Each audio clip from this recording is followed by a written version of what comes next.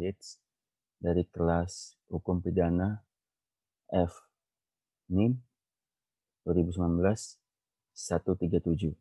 Perkenalkan, nama saya Lintangan India Parahita dengan NIM 2019-138. Saya di sini akan menjelaskan tentang pembunuhan bayi dan pengguguran kandungan dalam KUHP. Yang pertama, pada pasal 341 dijelaskan bahwa pembunuhan bayi biasa yang dilakukan oleh ibunya berupa pada saat atau setelah bayi itu dilahirkan. Unsur-unsurnya adalah unsur objektif, yaitu dengan sengaja. Untuk unsur-unsur subjektif itu adalah petindak adalah seorang ibu, perbuatan menghilangkan nyawa, korbannya ada bayi itu sendiri. Pada pasal 341 dirumuskan bahwa seorang ibu karena takut akan ketahuan melahirkan bayi pada saat bayi itu dilahirkan atau tidak lama kemudian, dengan sengaja menghilangkan nyawa anaknya dipidana karena membunuh bayinya sendiri dengan pidana penjara paling lama 7 tahun. Lalu selanjutnya ada pada pasal 342, isinya adalah pembunuhan ibu terhadap bayinya sendiri yang dilakukan pada saat atau tidak lama setelah dilahirkan. Yang memiliki unsur-unsur adalah unsur objektif adalah dengan sengaja, dan unsur subjektif adalah bertindak sebagai seorang ibu, perbuatan menghilangkan nyawa. Lalu ada adanya putusan ganda yang dilakukan yang telah diambil sebelumnya. Lalu untuk waktu itu pada saat bayi itu dilahirkan atau tidak lama setelah dilahirkan. Lalu ada perbandingan dengan tindak pidana lain. Perbedaan kejahatan dalam pasal 340 KUHP dengan pada pasal 342 KUHP adalah dalam pembentuk kehendak pembunuhan berencana dilakukan dalam keadaan atau suasana batin yang tenang. Sebaliknya, untuk pada pasal 342 itu suasana batin yang dirasakan adalah yang tidak tenang karena dalam suasana batin yang ketakutan akan diketahui bahwa ia telah melahirkan seorang bayi. Dan juga ada pada pasal 342 KUHP berusi rumusan, yaitu seorang ibu yang untuk melaksanakan keputusan kehendak yang telah diambilnya karena takut akan ketahuan bahwa ia akan melahirkan bayi pada saat bayi dilahirkan atau tidak lama setelah dilahirkan, dengan sengaja menghilangkan nyawanya itu dipidana karena pembunuhan bayinya sendiri dengan berencana, diancam dengan pidana penjara selama paling lama 9 tahun penjara. Lalu selanjutnya ada pada pasal 346 pengguguran dan pembunuhan kandungan yang dilakukan sendiri, yang memiliki unsur-unsur, yaitu unsur objektif adalah seorang wanita, unsur subjektif adalah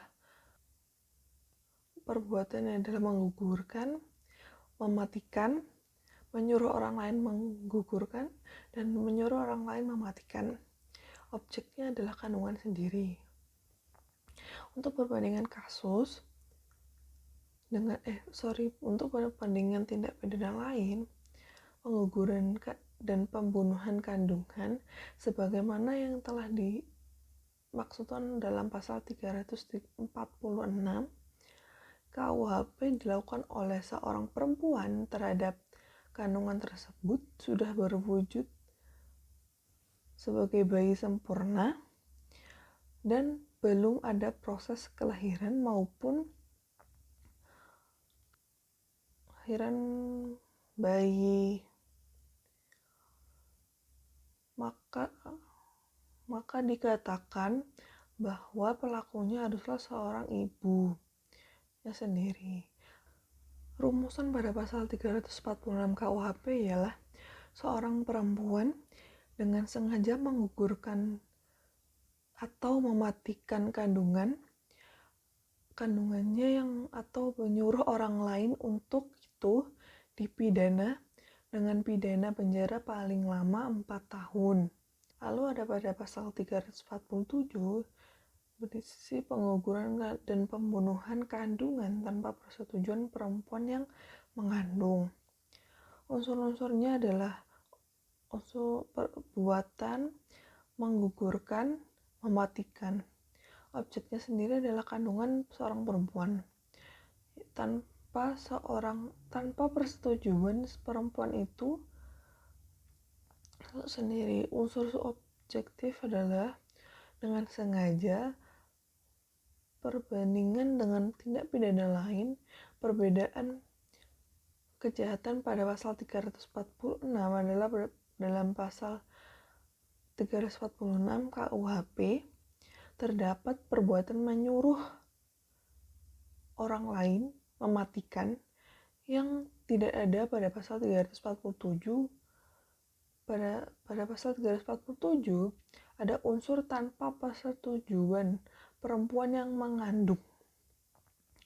Petindak pada pasal 346 adalah seorang perempuan yang mengandung.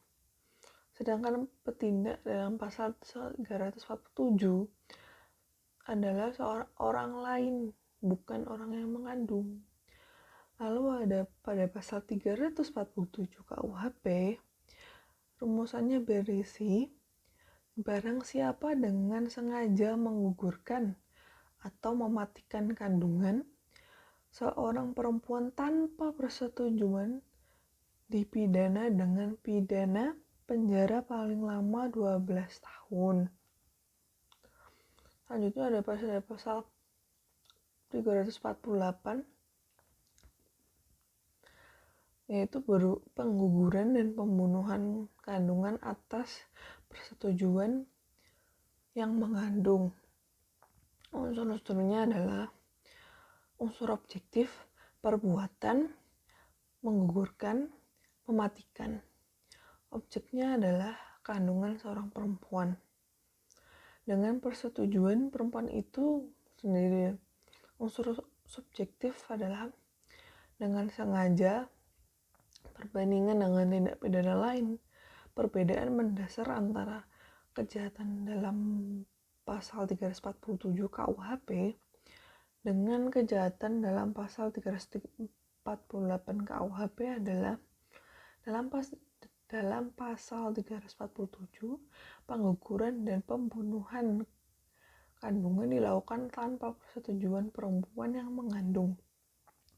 Sedangkan pada pasal 348 dilakukan atas persetujuan perempuan yang mengandung. Lalu ada pengguguran atau pembunuhan kandungan oleh dokter, bidan, atau juru obat yang ada pada pasal 349 KUHP. Perbuatan dokter, bidan,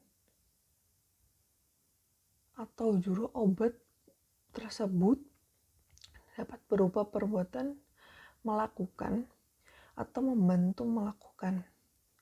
Perbuatan melakukan adalah berupa perbuatan melaksanakan dari kejahatan itu, yang artinya adalah dia seorang dokter, bidan, atau juru obat. Sebagai pelaku baik sebagai petindak maupun sebagai pelaku pelaksanaannya. Sebagai petindak apabila ia melaksanakan kejahatan itu sendiri tanpa ada orang lain yang ikut terlibat dalam kejahatan itu. Sebagai pelaku pelaksanaannya apabila dalam melakukan kejahatan itu dapat terlihat orang lain selain dirinya sendiri membantu melaksanakan adalah berupa perbuatan yang mempermudah atau melancarkan pelaksanaan kejahatan itu. Rumusan pada pasal 349 adalah jika seorang dokter, bidan, atau juru obat membantu melakukan kejahatan berdasarkan pasal 346 maupun melakukan atau membantu melakukan salah satu kejahatan yang terangkan dalam pasal 347 dan 348, maka dipidana yang ditentukan dalam pasal itu dapat ditambah sepertiga dan dapat dicabut hak untuk menjalankan pencarian dalam mana kejahatan itu dilakukan. Contoh kasusnya adalah seorang wanita yang sedang melahirkan sendirian di rumah kontrakan. Dalam persalinan itu normal di daerah Jakarta Utara. Wanita itu mengaku bahwa dia sempat melahirkan normal di kamar mandi dan sempat berteriak yang menjadi timbul kekhawatiran tetangga sampai akhirnya melapor kepada Pak RT, Ketua RT. Lalu Ketua RT tersebut mendatangi rumahnya dan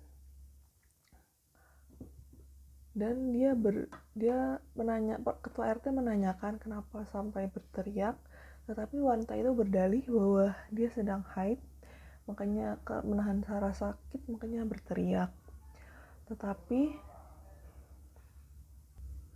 nyatanya dia sedang proses melahirkan.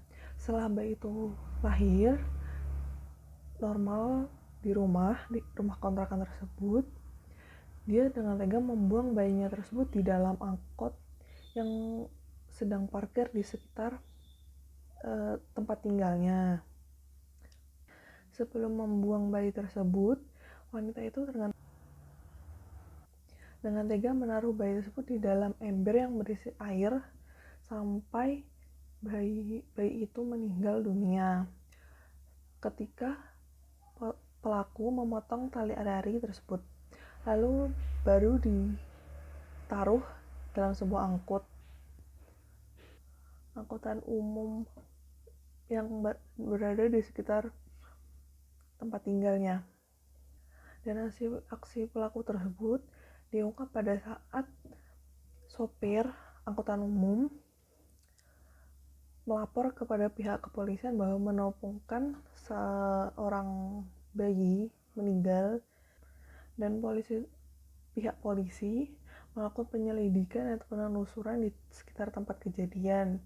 Dan Ketua RT yang mendengar itu melaporkan bahwa salah satu warganya sempat berteriak yang diduga sedang melahirkan di kontrakan tersebut.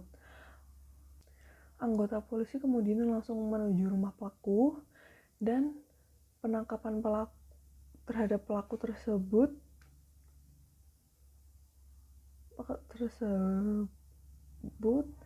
yang dilakukan kemudian membuktikan kecurigaan warga yang tinggal di sekitar rumah kontrakan pelaku dan sempat mendengar bahwa pelaku berteriak beberapa waktu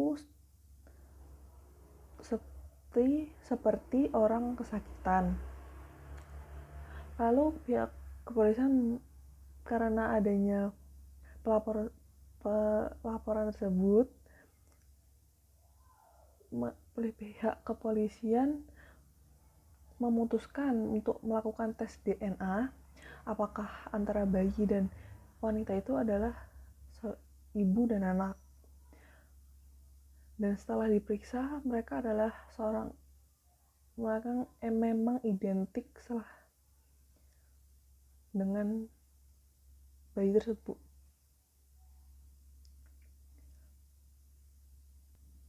Dan juga dari pengakuan warga sekitar, tetangganya, selama ini pelaku selalu menggunakan baju terusan atau gamis untuk menyembunyikan tubuhnya yang membesar karena memang sedang mengandung anak. Atas tindakannya, pelaku dijerat dengan pasal 338 KUHP tentang pembunuhan, junto, pasal 341 KUHP tentang kejahatan terhadap nyawa bayi yang baru dilahirkan, junto pasal 342 KUHP tentang pembunuhan anak sendiri dengan rencana, junto pasal 80 ayat 3 dan 4 Undang-Undang Republik Indonesia nomor 35 tahun 2014 dengan ancaman hukuman maksimal 15 tahun penjara. Sekian dari saya, terima kasih. Di sini saya akan menjelaskan kejahatan terhadap tubuh. Ada 3 unsur. Yang pertama, pengertian kejahatan terhadap tubuh. Yang kedua, menjelaskan secara singkat jenis dan unsur tindak pidana. Yang ketiga, contoh kasus.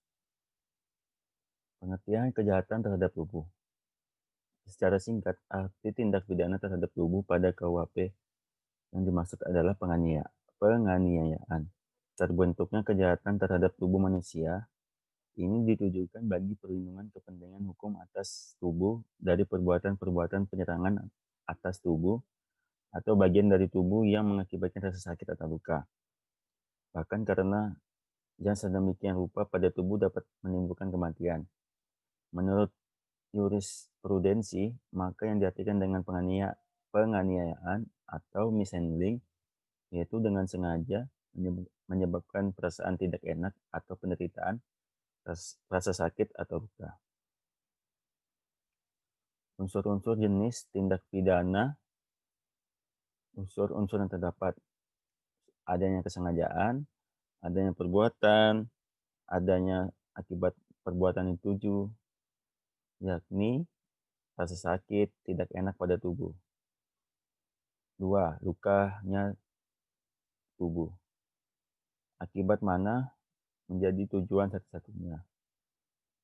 Ada akibat yang dituju. 5. Penganiayaan ringan dalam pasal 352 KUHP pidana. Jenis tindak pidana dalam kurung penganiayaan. Ada 4 jenis di sini.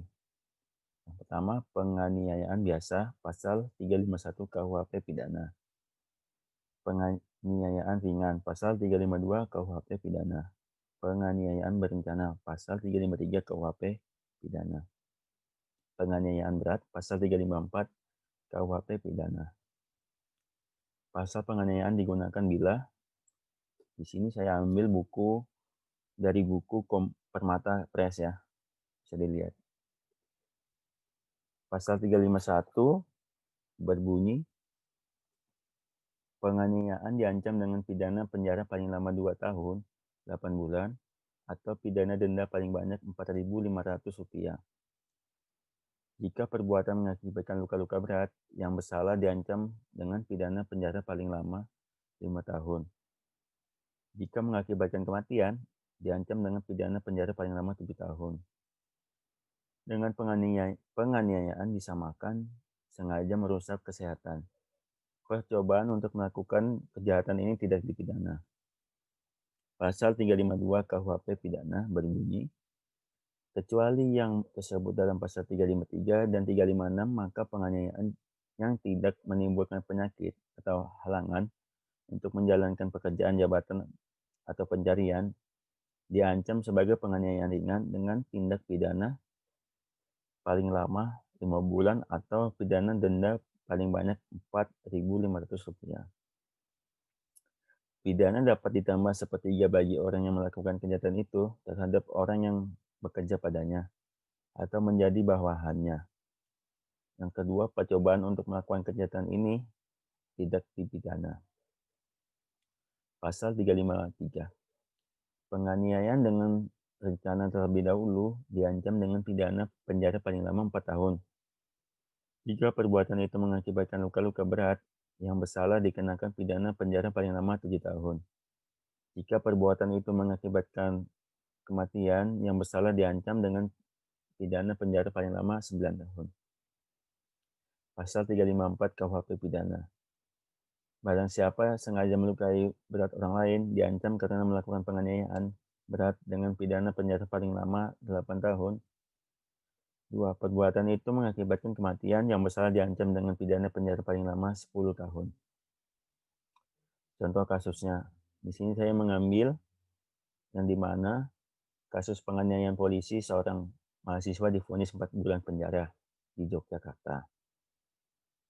Yang dimana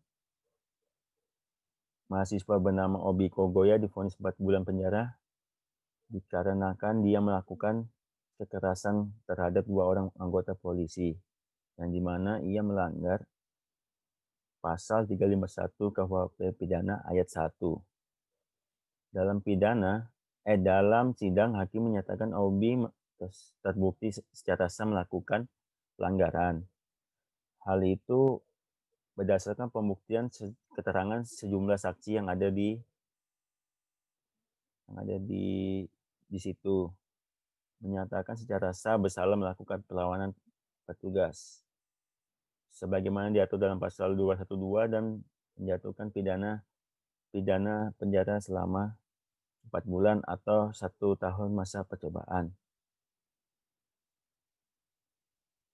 Yang kedua, contoh kasus seorang aktor Indonesia. Chris Hatta dituntut 10 bulan penjara terkait kasus penganiayaan. Yang dimana suatu waktu Chris Hatta mendatangi klub malam dengan kekasihnya.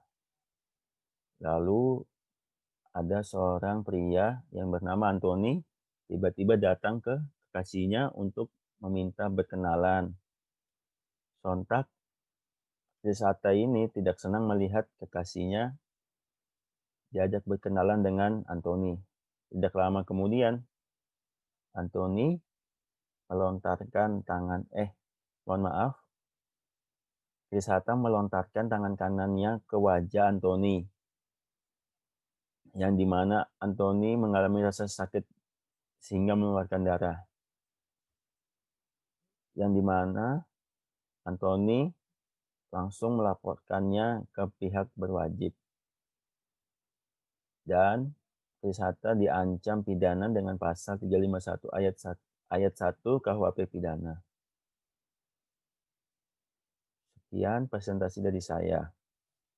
Mohon maaf apabila ada salah kata maupun yang tidak berkenan di hati. Sekian, terima kasih.